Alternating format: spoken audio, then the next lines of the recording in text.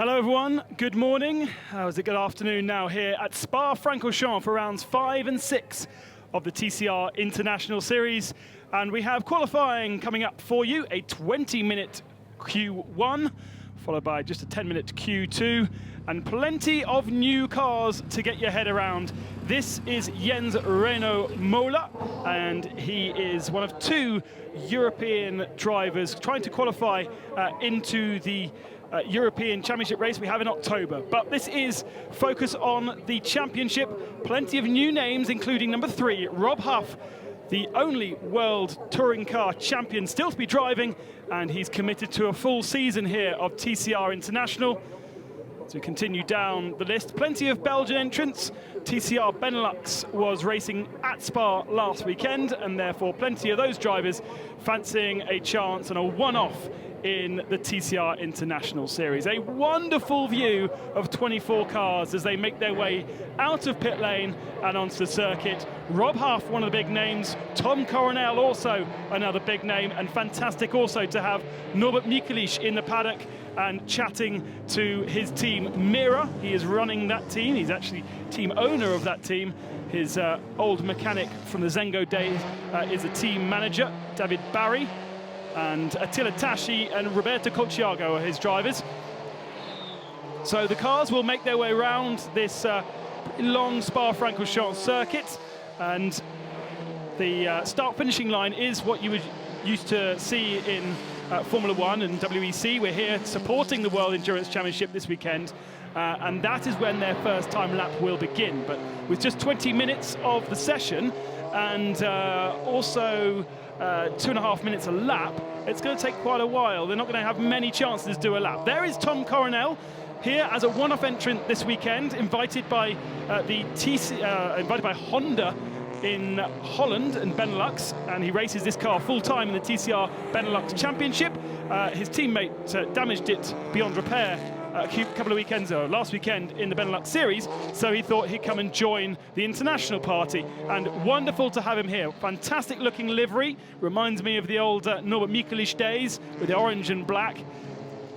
And his teammate Ben Lessens is a local Belgian driver as well. It's Boutsen Gignon Racing that he is racing for this weekend. Now, Frederick Vervisch is the second driver of the Come To You racing team. He is teammate to Stefano Camini.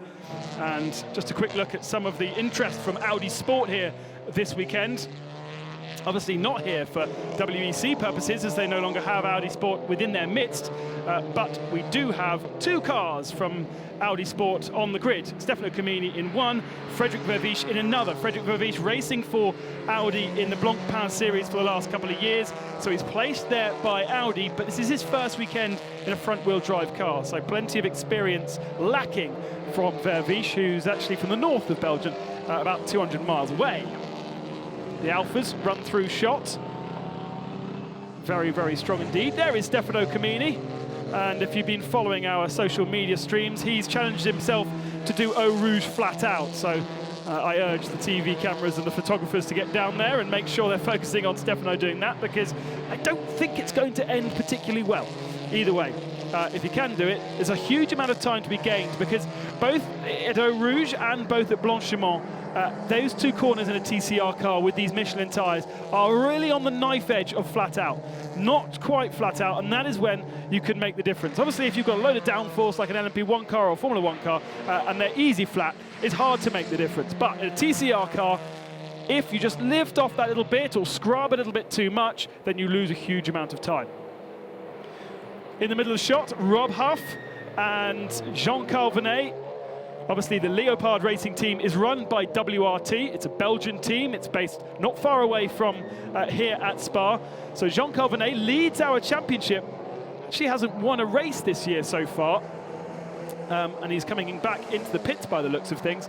And WRT and Leopard want to win the team's championship. They won the championship for drivers last year with Stefano Camini, but with bringing Rob Huff into the team brings 15 years of experience, as he said, and will hopefully make sure that they can be competitive all the way through the year. And Jean Calvinet already saying it's a huge help to have his experience on the team. The Delahaye racing team are stalwarts of the TCR Benelux Championship. And we have, confusingly, now we've got two Mondron. Guillaume, which we're looking at now, number 12, and number 25, Edo. Guillaume is the younger of the two brothers, and in TCR Benelux they are teammates because there's a very strange system where one race they race together in a long race, then there's two sprint races where they race apart, and then they come back together for a final race, an endurance style race where they share the car. So they have been doing that in Blancpain for the last couple of years, and they've moved over for TCR Benelux last year. So he is one of the few drivers actually out on track setting a lap. Fastest man through the first sector, Guillaume Mondron. Now, Guillaume is in the Seat that the brothers use in TCR Benelux, whereas Edo is driving the Volkswagen. Even though it's the same team running the cars, the Volkswagen Golf is what Edo is using, and that is actually their teammates' car when they are in TCR Benelux. If you don't know so much about TCR Benelux, I urge you to go onto their website and try and work out how it works, because they absolutely get loads of track time, loads of fun. They have two long races, the first of which is a qualifying race. Then they have two short races as well. And right, track limits is going to be a thing this weekend. And if you go off the track once, you lose that time. If you go off the track twice, you lose that time and your fastest time. And if you do it more than 3 times, you get a grid penalty. So that was verging on all 4 wheels off, but I'm not going to be the man to make judgment here. We're going to leave that to our able stewards. And the first of the times then, a 2:36.157 for Mondron. And that is, that's about 3 or 4 seconds slower than we saw from yesterday's practice sessions, 2 practice sessions. And one of the guys that was very strong is this guy, Max Potti. Not Sam Bird, confusingly. Max Potti in a Volkswagen this weekend. He also races in TCR Benelux. Last year was his first season in touring cars as a whole, and he is our most local Belgian. He only lives 20 miles away, sorry. So of all of the Belgians that we've got here this weekend, he can be classed as the most local. Duncan Indy, sorry. Oh, big car in the wall. Into the tyre barrier, that's Guillaume Mondron. We were following him around his first lap, and he's hit the barrier hard. Where is he? Lost the rear end. Oh, and it doesn't quite grip and spits him right into the barrier. And a lot of movement from the barrier. Whereabouts is that on the circuit? Trying to work out why the barrier is so close. That is, I think that is the corner that doesn't have a name around the back of the track after the Lecom complex. And it's going to be a yellow flag. So anybody going through, that's the top of the second sector, will have to slow down for that yellow flag. He's actually the fastest man on circuit at the moment. Nobody was anywhere near his time right now. We've only got 12 minutes of the session remaining. This session is going to go very, very quickly when it takes 2.5 minutes to get round. Man on a lap, though, is Ben Lezenz, and he is teammate to Tom Coronel. 7th in last year's TCR Benelux series. He had all sorts of teammates last year, supported by Honda Benelux. He had Norbert Mikelic driving with him. He had Matt Neal driving with him from British touring cars, as Jens Moller is facing the wrong direction as well.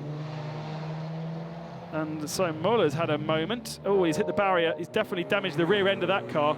It looks all very crabby to me. First race of the day is at 5:30 or 5:20, in fact, local time. So not so much time to get cars fixed if they have been in the wall. And that's just one corner, in fact, before where we saw Guillaume go off. So even if these guys are locals and they've probably driven around Spa many a time, struggling a little bit in qualifying for the International Series. No real times yet registered, but here comes Pepe Oriola. And Oriola goes into first position with a 34.448. James Nash just behind him falls into second, but in fact it's Attila Tashi who's the third of the cars going over the line that's gone fastest. Tashi has been really, really good here. He's got Norbert Mikelic as a support this weekend in the team, And in every session, we've seen Tashi, certainly early in the session, get those tyres up to temperature and get a decent lap time in. And it's interesting because it's something that we saw from him last year as well with B3 Racing. They were able to get the car really up to speed very, very quickly. And there is Attila Tashi, now on the Kemmel straight, going again for a second lap. Still 10 minutes remaining, but getting temperature into these tyres when it's barely above 10 degrees has been a real tricky thing to do.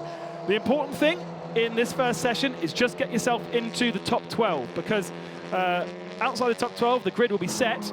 Inside the top 12, you get a chance to go all over again. There is confirmation of Tashi's fastest lap. As I say, not quite as fast as we saw yesterday, still a good second or so away from that.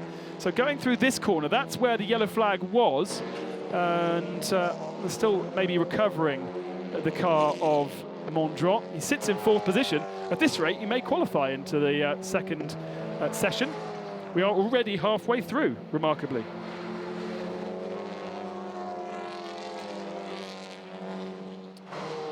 So Ben Lezenez goes again. He's been knocked down to 7th position, but he is the fastest man through the first sector of the lap. Let's have a look at his driving style. As I say, he hasn't won in TCR Benelux himself, or certainly the things I saw suggested he hasn't. And again, through the second sector of the lap, just cuts the beam there. And yeah, much better second sector. Fastest man on the circuit at the moment, Ben Lezenez, for Boutson Gignon Racing, and more importantly, for Honda. As times keep coming in from various other drivers, no one's yet beaten Attila Tashi's time, but I think we may just about see Ben Lezenez do this. Again, runs the very edges of what's allowed through Blanchiment, as we've had a time deleted for car 55, Ferenc Fitzer, who, by the way, is not in a Kia this weekend. He stayed in his Seat. James Nash, fastest at the moment. Ben Lezenez goes faster again, much better, 1.7 seconds faster than Nash, with 8.5 minutes remaining. That's much more like it. That's the kind of time we're expecting. We had Edo Mondron now up into 3rd position, Tashi 4th, Oriola 5th, Vernet 6th, and then Guillaume Mondron, who is out at turn 5, having shunted, is in 7th position. Colciago, Coronel, Cortals, Max Potti, and Rob Huff are the top 12 in at the moment. There is Rob Huff heading down towards Eau Rouge with Stefano Camini just ahead of him. I'm not sure if he is though. No, he's just behind him. That was Verviche. Camini comes across the line. He's had a mistake somewhere, and that was a very slow time from Stefano Camini. Going to have to wind himself up again. He's in 15th position. Both him and Verviche have yet to qualify. Lots of cars coming over the start and finishing line at the moment. The timing screen's constantly adjusting. Now in Altoe in the Volkswagen in 8th position. And Pierre Cortals also improved. Here goes Ferenc Fitzer again. Fitzer having his first time disallowed. Car looking a little bit more yellow, green. A little bit more green than it was last time out. Still the same car, just now run by Zengo rather than Zelle. The deal was that he would be running with Zengo throughout the whole season in a Kia. Zengo is waiting for that Kia to be delivered to their factory before they then strip it, rebuild it, and get it out onto the circuit. We now expect to see that car at Salzburg in June. So Ferenc will be in this car this weekend, and then we are in Monza next weekend for the second of a back-to-back for the TCR International Series. Tom Coronel goes second, just ahead of Ferenc Fitzer. Fitzer comes through the final turn then. Hopefully he's kept all 4 wheels on the circuit. We've had car 23 lose his time. That's Pierre-Yves Cortals for track limits. Ferenc Fitzer goes up into 2nd position. Good time from Ferenc.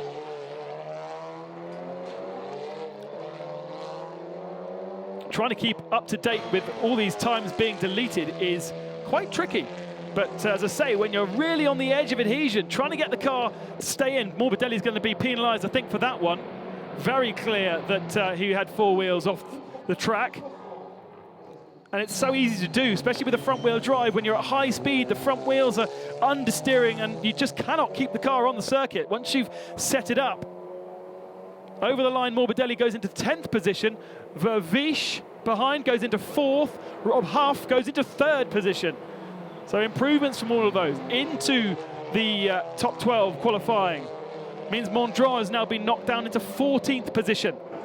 Who else have we not seen at the top? Both Alfa Romeos well outside the top 12. Borkovic in 18th, Kajaya 19th, Kamini 20th.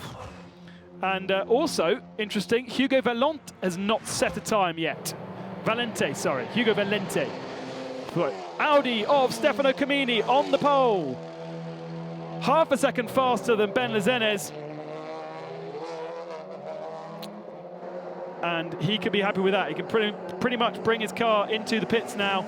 Stefano Kamini has done what he needs to do to get through into that top 12. It's pushed Giacomo Altoe into 13th position.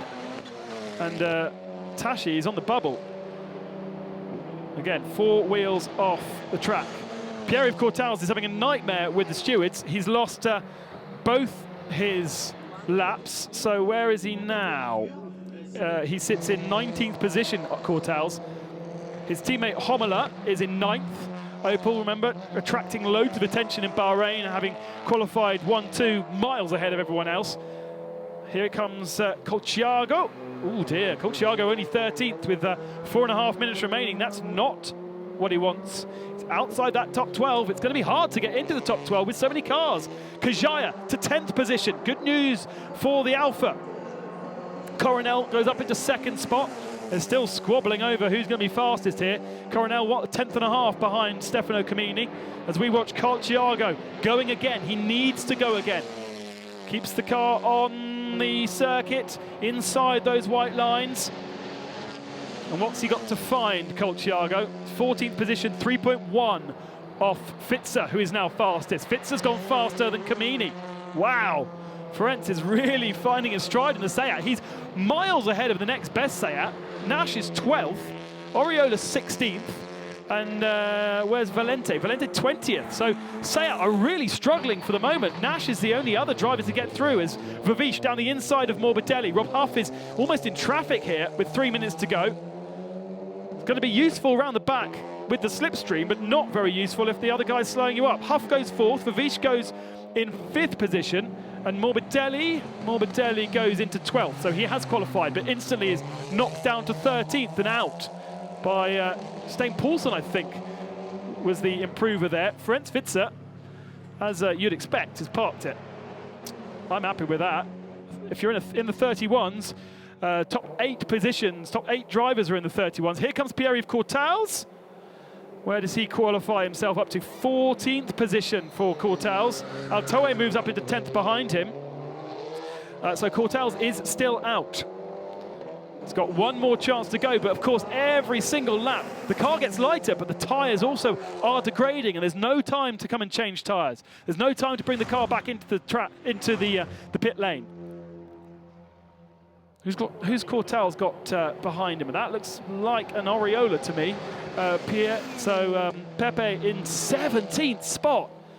Oh, just to remind you then of the championship positions coming in here. Vinay, Borkovic, Colciago within 2 points of each other. Then Pepe Oriola just behind. And here comes Roberto Colciago. He's in 16th position. 16th spot for Colciago. Is this going to be a better lap? You really hope so, because he's now down into 17th. He's dropped even further back. It's an improvement up to 13th, but he's going to have to go again with 1 minute and 50 seconds to go. He's still not into the top 12. Borkovic is, although just drops out with an improvement from Kajaya. So Kajaya knocks his teammate out and stays in that top 10 for Alfa. I can see Alfa Romeo getting themselves onto the front row of the second race, and that's exactly where Dusan Borkovic will want to be. A bit of a wiggle there from Colciago.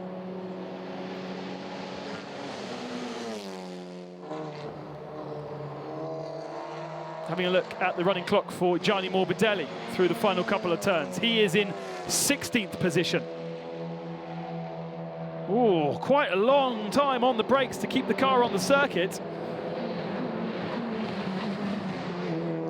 The nose dives as he slams on the anchors into the bus stop chicane. So many years reprofiled. And now gets the car straightened up, shoots towards the line. He's into the top 12 at 11th, but it's a dangerous place to be in 11th position. His teammate Altoe is in 12th, also through for the moment. We've got 35 seconds now on the clock and remaining. As one of the Audis pulls into the pits. Kamini is in second spot, I think it was him. Vavish is in fifth, so they're all through. Cortals comes across the line. Any improvement? No. Oriola behind him. Also, I'm not sure he improved. Oh, and Coronel goes for a little bit of a drift. Doesn't matter though. He's through. It's fine. And actually, he was on the best lap of all at that point. His tyres just saying no more. Running clock for Dusan Borkovic now, who's dropped down to 16th position. Here he is through Blanchimont. Let's see what kind of line he takes, how much time he's on the brakes. Ooh, on the brakes all the way through the corner. Keeps the car on circuit though, helps it rotate the car if you trail brake into the corner, but the rear end is so skittish on that little Alfa Romeo. Borkovic always last of the late breakers, was in the Seat last year and is again in this Alfa Romeo. Comes across the line then. Where does Borkovic go? No improvement. Oh, stays in 16th. So Borkovic is out. Duncan Indy has taken the checker flag. He is out. Colchiago takes the checker flag. He is out as well. He is in 16th position. Borkovic 17th position. Those guys second and third in the championship and will not qualify to Q2. Here comes James Nash, 19th spot for the Seat. Really, really struggling here. Where does Nash put himself up to? Well, he does improve, but it's only 16th spot. Oh, some serious head scratching at Bamboo. Serious head scratching at Bamboo. None of their cars are going through to Q2 from the champions of last year. Oriola is still on a lap though. He has the opportunity to improve. Valente's just improved, but he's 22nd of the 24 runners. This is a huge surprise. Oriola half a second back, and that'll be the gap from the top. So half a second is going to put him into P6 at the moment. He may well get himself in. Now, the thing about it is they can't really blame the Seat because Ferenc Vitzer is the fastest man in total. He set the fastest time in that session in a Seat. So Bamboo have gone the wrong way somewhere in terms of setup. Again, Oriola, the rear end of the car, scrabbling around for grip. Flicks it through the chicane. This may well put him in. He's 13th, so he doesn't need to do too much. Morbidelli, 12th, is on the danger zone, and Oriola goes through into 11th position.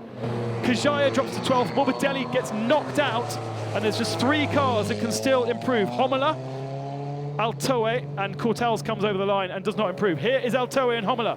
Either of them improve. Altoe, no. Homola, yes, but neither of them go through into Q2. Homola goes to 14th, Altoe to 15th. Woo! Wow, that was frenetic, wasn't it? And not only that, slightly confusing for Bamboo. We've got in the last 4 positions, in 20th, Stan Poulsen in a Seat. Jens Rono Mola in a Honda in 21st, and then Mondron, who obviously we saw crash out, he's in 22nd, Valente in 23rd, and Duncan Indy in 24th, all in Seats. James Nash 16th, Oriola in 11th, and then the fastest man, Ferenc Vitzer, somehow, when he is 0.8 of a second faster than Oriola, and we know how amazing Oriola is. Ferenc Vitzer has done an amazing job. Let's see if he can repeat that feat in Q2. Dusan Borkovic there, he did not qualify. He's in 19th position. Had so many problems in practice, couldn't get some clean running because the car had issues. And the Serbian will play no further part in qualifying. However, his teammate is through. Here are the guys that are through then. Ferenc Vitzer, Kamini, Coronel, Huff, Vavish, Ben Lezens, Vinay Atilatashi, Potti, and Mondron.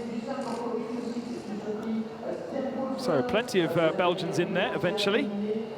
Plenty of the TCR Benelux guys in there. Lezens, Potti, and Mondron.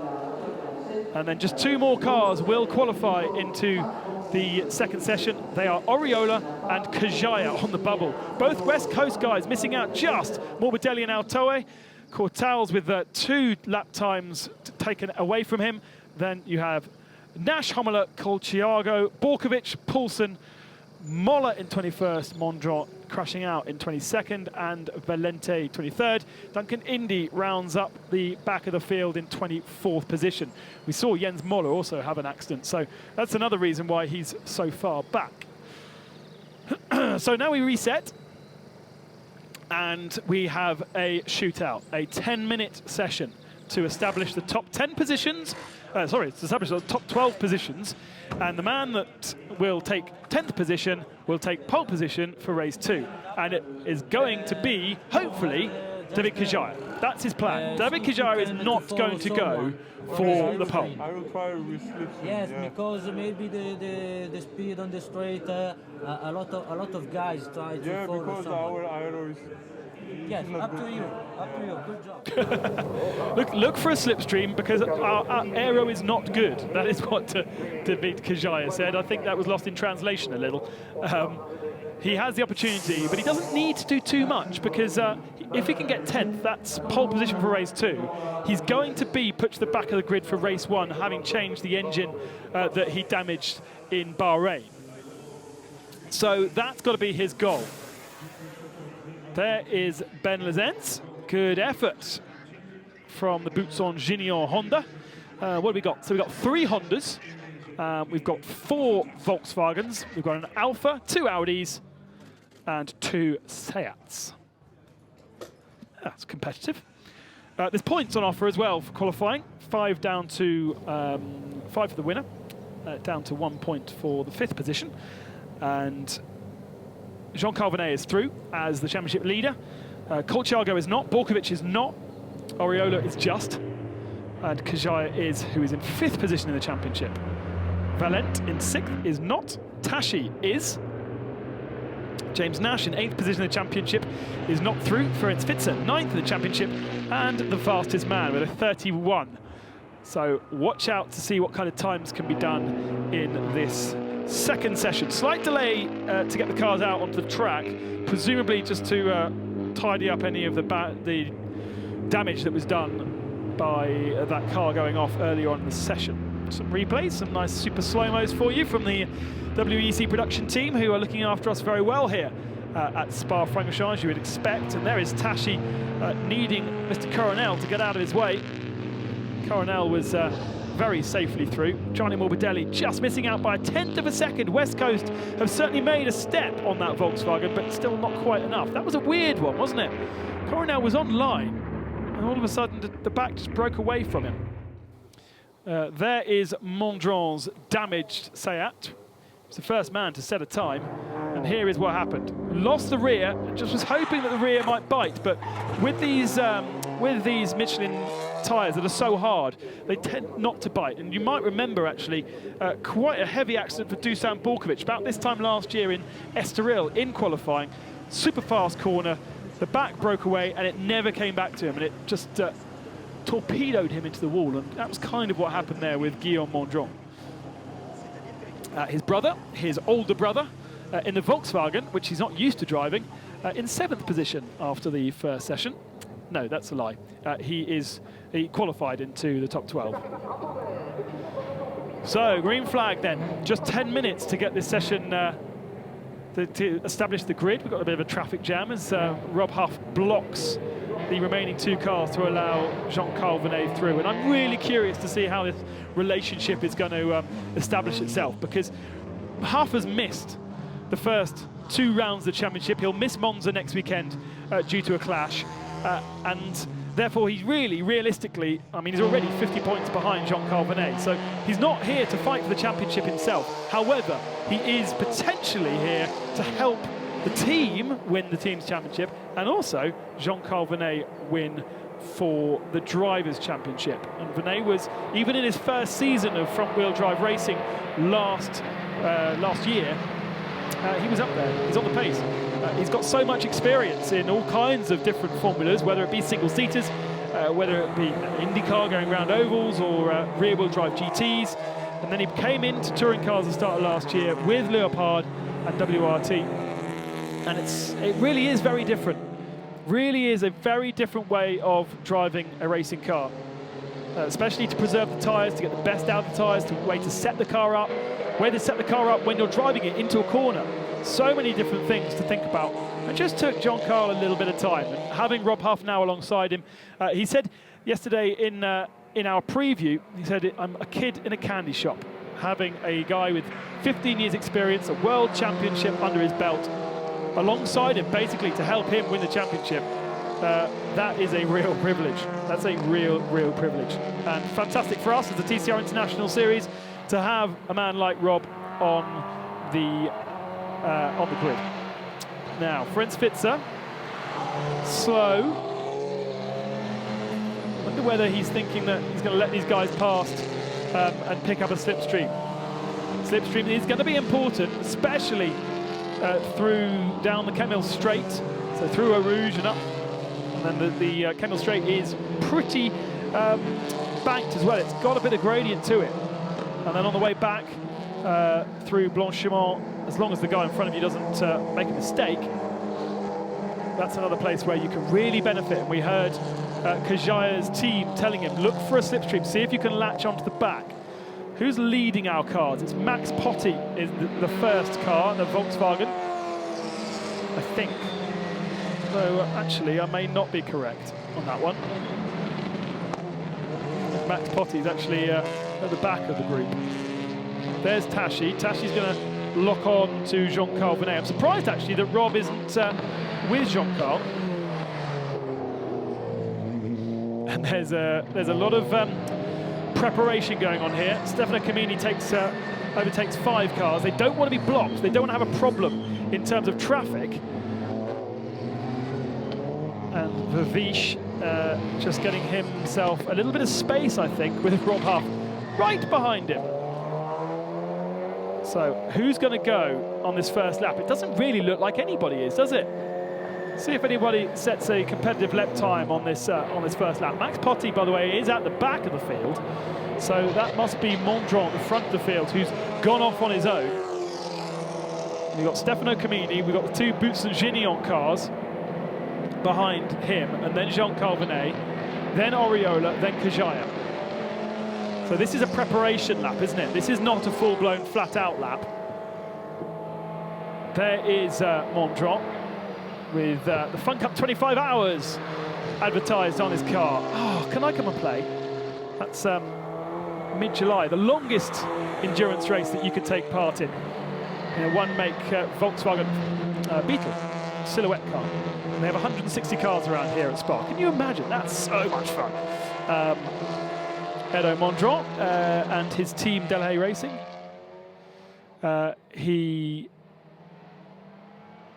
Mondron is competing in that with Delahaye Racing, and actually Come To You Racing, who run Stefano Camini. They also race in the Volkswagen Fun Cup. So who's going? I don't think anyone's going, are they? Doesn't really look like it. Looking at the times, Potti is at the back and he's pushing the hardest, but really, they're all going to go for one lap here, I think. Just try and treat the tyres, get the tyres up to temperature. It's hard to get those rears up to temperature. Car 6 has had his time disallowed. Well, he hasn't done a time, so Vavish has lost his time. We've got running clocks on these guys, but these aren't going to be times that are going to set our grid, I'm afraid. We're going to have to wait a couple more moments before we see those. Mondron, yeah, Mondron's pushing in the middle sector. Actually, that's a good point made by our producer. If there is a red flag, if somebody makes a mistake in the flying lap that's coming up, the times that have been set will be these times. So actually, if we do have a red flag midway through their second lap, whoever's gone fastest on this warm-up lap is going to end up being on pole position. It's going to be a right piggledy grid if that happens. So the first car on a proper lap then, Mondron heads off onto track. He is, by the way, 7 seconds slower than he should be. He's got 4 minutes remaining, so they can do 2 laps from that. Huff is also pushing. So I think Huff may well be the fastest man through this warming up lap.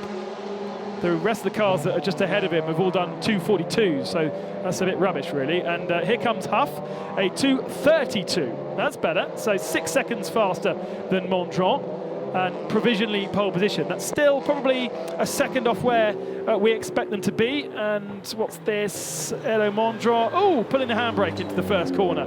Interesting. That's not going to make this lap a very good lap at all. Stefano Comini trying to shake the slipstream of Ben Lezenez, who's sitting behind him. Comini doesn't have a slipstream. Lezenez does. And actually further back, it looked like, couldn't actually see who that was, but, Ferenc Fitzer's in the pits. So we've got 11 cars on circuit, and Fitzer, who was the fastest man through the Q1 session, is in the pits, still in the pits, with 2 minutes and 50 seconds to go. And Potty's hit the wall. Oh, Max Potty's hit the wall, and potentially this is exactly what we worried about. Potty is the last car, though, on the grid, so he's in the first sector, and that's at Eau Rouge. So the guys can complete their laps. Oh, lost the rear, couldn't get it back, and luckily the tarmac slowed him down a little bit, and only a little touch to the wall. Should be able to get the car running from there. Yellow flag at turn 2, but these guys won't mind about that because they are already past him. Thank God that Potty was the last one on track rather than the first. A little bit of cutting going on from Stefano Comini, dragging a bit of dirt onto the circuit. Puts that in front of Ben Lezenez, and he'll lose a little bit of traction by picking up the dirt and the dust. Who is the fastest man? Kajaya was the fastest man through the first sector of the lap. We've got 2 minutes remaining, so they could push and do another one if that yellow flag is cleared at Eau Rouge. Stefano Comini significantly faster than Mondron in the second sector, but maybe you'd expect that. And is in fact the ultimate fastest through that second sector. It was a good second sector by him. Faster than Huff by a 10th. And now comes to the end of the lap. This is going to be the only lap they can do, though, because that yellow flag doesn't seem to be going away. So Stefano Comini comes to the line. And what is the time going to be? A 2 minutes and 30.7. Can anybody go faster than Stefano Comini? Jean Calvinet goes up into 3rd position. What about the Alpha behind? David Kajaya is there. He goes into 5th position. But I think Rob Huff may be a little bit faster. Tassi goes into 4th position. Where is Rob Huff going to go? He goes into 4th position now. So it is Comini and Verviche on the front row. And with that yellow flag at turn 2, that is going to be it, I'm afraid. We're not going to get another lap in. Yellow flag's flying. They have to back off, especially as they won't be able to see where the car of Max Potty is. Oh, and Kajaya, what are you doing? Kajaya has managed to do exactly what he wanted to do, though. He is in 10th position and therefore pole for the second race here at Spa on Saturday morning. Right, everybody needs to back off now. There's no point in pretending that you're going to do a better lap. Oriola's flashing his lights at Verviche, saying, come on, we can go faster, but the yellow flags would have slowed everybody down. We've got lap times deleted. Oh, Kajaya's lost his lap time, and so has Coronel. So Coronel drops out of the top 10 positions. Track limits at turn 3, so Eau Rouge is where Kajaya and Coronel are all 4 wheels off.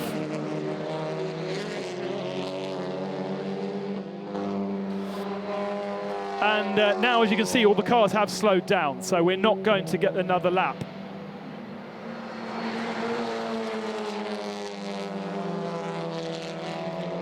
Audi 1-2, run by WRT. Sorry, run by Come To You Racing. I'll get myself right here. Run by WRT in Blancpain. Run by Come To You here. Verviche's first weekend in a front-wheel drive car, and they are 2.5 tenths up the road from Ben Lezenez in the Honda. Vernet in 4th and Huff in 5th for WRT. Then Tashi 6th, Mondron 7th. Potty ends up in 8th position despite clunking the wall. Then Oriola 9th. Kajaya, despite losing his lap time, in 10th position and therefore pole for race 2. Coronel will be a bit annoyed to be in 11th. And what about Fitzer? How annoying is that? Fitzer in 12th position and will not set a time in this session, having been the fastest man in Q1, although his time would have only been good enough for 5th position in his second session. Vinay's going again. Well, I suppose they have to go again because they have to go round this first corner to go into the pits, but no one's going to improve on this particular lap time. So I think the person who's going to be the most frustrated, here's David Kajaya. So watch for him running wide. I think this was, yeah, that was the lap after, wasn't it? Because that was where the yellow flags were. The yellow flags there. So he might get a bit of a slap wrist for that one as well. But it was the lap before where he got disqualified. And because he did that, he's had another lap disqualified. He's dropped to 11th, and Potty will be the pole man for the second race. What?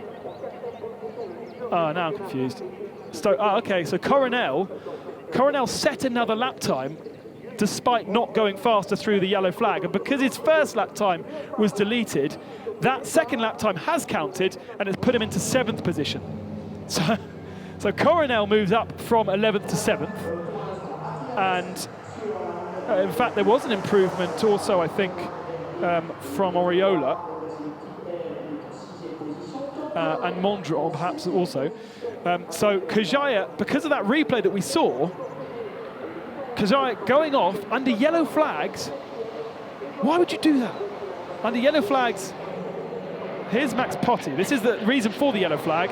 Lost the rear on the bump in the middle of Eau Rouge, couldn't catch the car, and it was a quiet nerf, wasn't it? And I'm surprised actually that, very surprised that he needed to be recovered, because I mean it really is just paint on the front bumper. I mean, obviously couldn't get the car running again.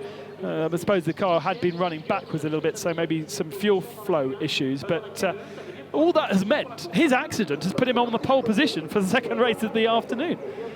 Here is then the classification. Kamini and Vavish come to you racing 1-2, 2.5 tenths ahead of our first local driver, Ben Lezenes from TCR Benelux. Vinay and Huff for the WRT team, Leopard Racing in the Volkswagens, and then Tashi in the Honda.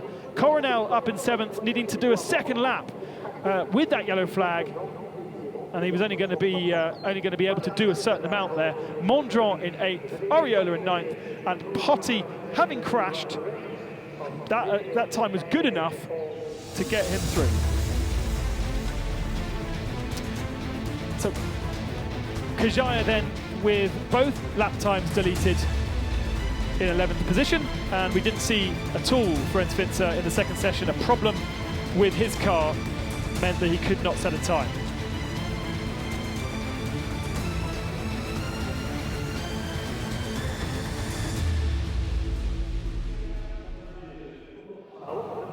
Some highlights then of the qualifying session. Let's have a quick look. Oh, so we're not going to have a look at the championship points. We are going to say thank you for joining us, and join us at 5:20 this afternoon for the race 1 from here from Spa. Until then, have a lovely day wherever you are.